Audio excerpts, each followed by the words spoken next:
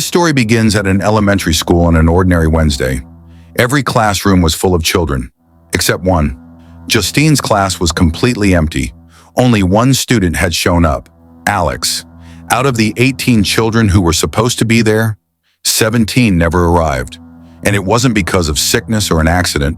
The night before, at exactly 2:17 a.m., those 17 children woke up, walked downstairs, crossed their yards, and vanished into the darkness. They never came back. Home security cameras from several houses caught them walking in the same direction. But after that, nothing. No trace. The police tried questioning Alex, but the boy didn't know anything. He hadn't seen or heard a thing.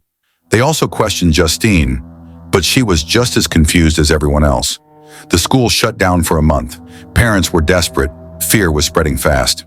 When the school finally reopened, they held therapy sessions to try to calm the families, though nothing could truly ease their pain. During one of those sessions, a father named Archie lost control. Furious, he demanded answers, especially why all the children from Justine's class were the ones who disappeared. Everyone turned to stare at her as if she were to blame. And even though Justine had nothing to do with it, the social pressure began to crush her. Later that day, the principal, Marcus, tried to calm things down. He walked her to her car and suggested she take some time off, but she couldn't stop thinking about it. The whole thing kept looping in her mind. She stopped at a store, bought some alcohol, and went home. That night, while watching TV, someone knocked on her door. But when she went to check, no one was there. The next morning, she found her car vandalized. The word witch was spray painted across it. Justine tried to stay strong. She was still worried about Alex, the only child left from her class. She wanted to make sure he was okay. She asked about him at school, but Marcus told her he'd been moved to another group for his own well-being. When she asked to talk to him, Marcus refused. Desperate, Justine went to the police station. She didn't trust anyone else. There she ran into Paul, an officer she knew from years back.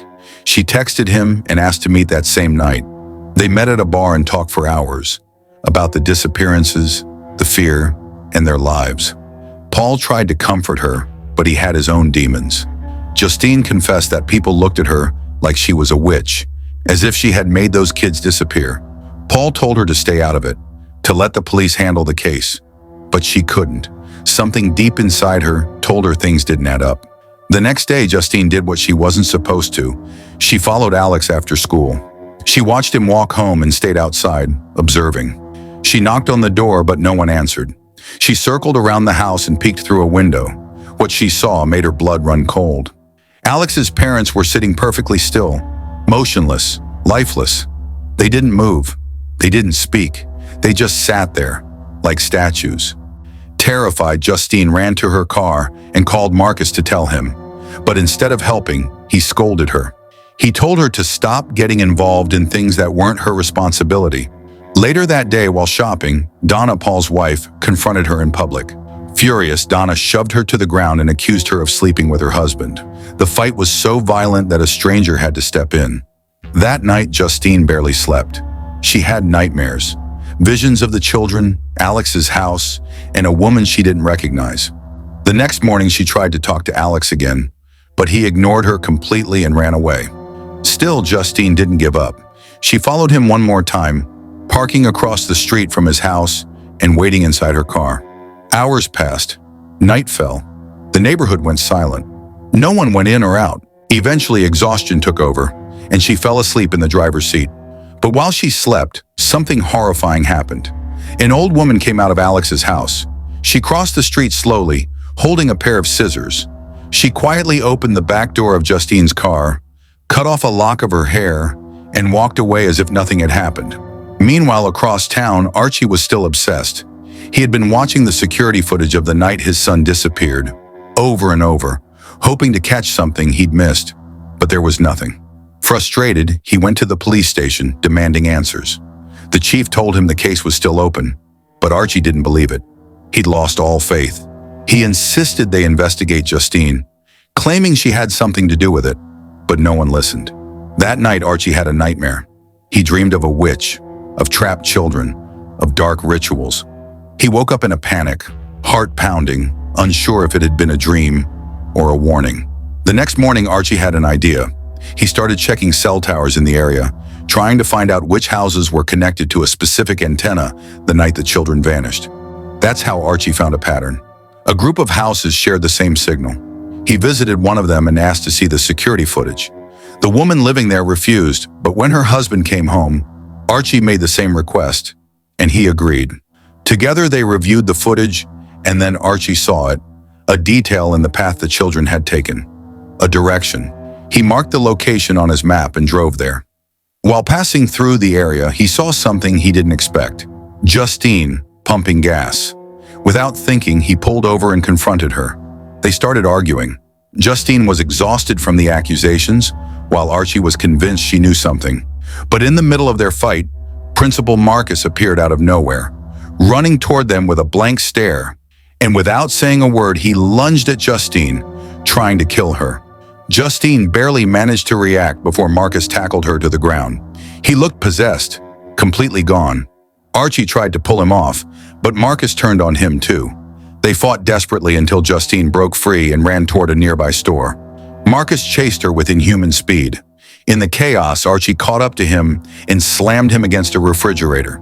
Justine jumped into her car and sped away, but Marcus kept running after her. Just as he was about to reach her, another car came out of nowhere and hit him head-on. His body hit the pavement and didn't move again. He was dead, but something about it didn't feel right. At the hospital, Justine was still shaken. She swore that the last time she saw him, Marcus was still alive. Meanwhile, Officer Paul Morgan was spiraling into his own nightmare.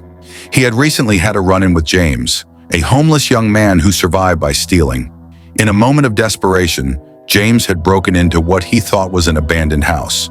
That house belonged to Alex.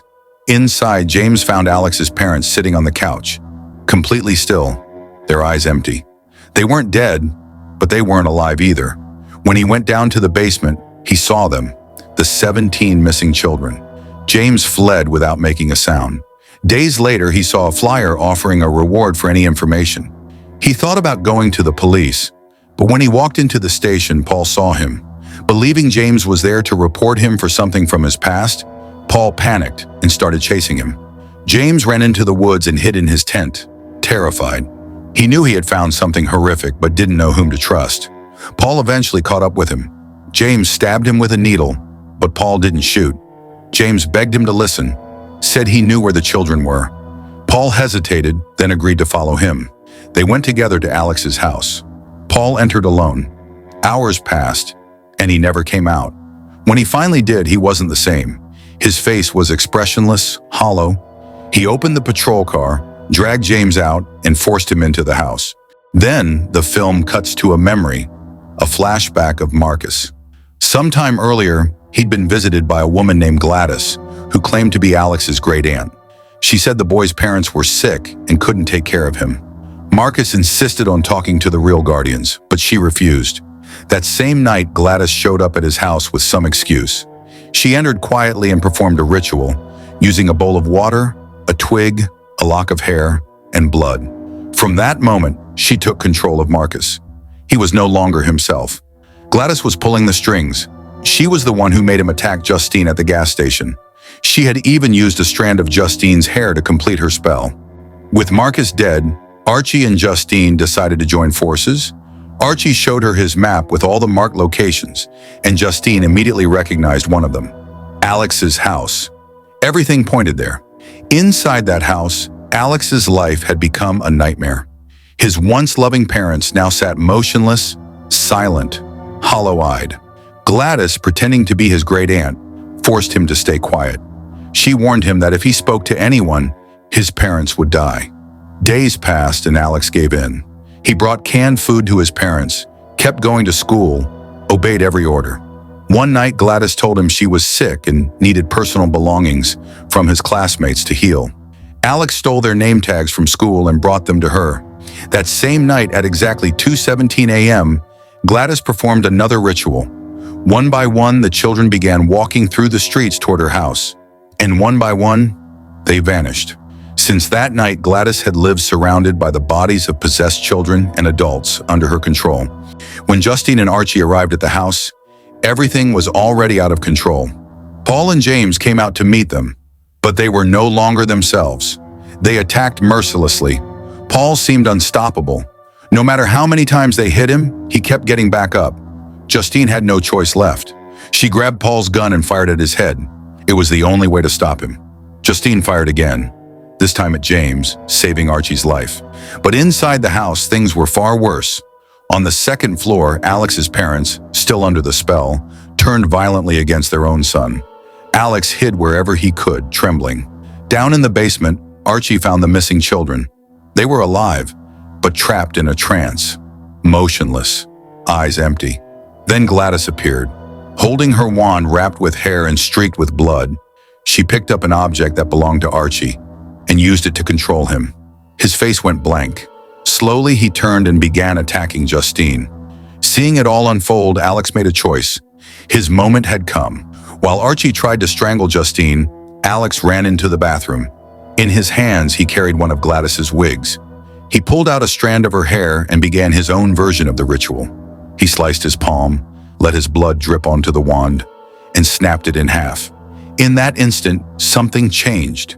The children in the basement opened their eyes, glowing faintly, as if something ancient inside them had awakened.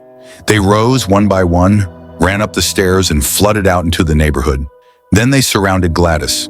She tried to run. She couldn't. The children caught her and tore her apart. It was over in seconds. Brutal. Final. With her death, the spell shattered. Archie regained control of himself. Alex's parents came back to life, dazed but breathing. Paul and James froze where they stood, their bodies empty once more. And the 17 children who had vanished that night walked out of the house, slowly like souls waking from a nightmare.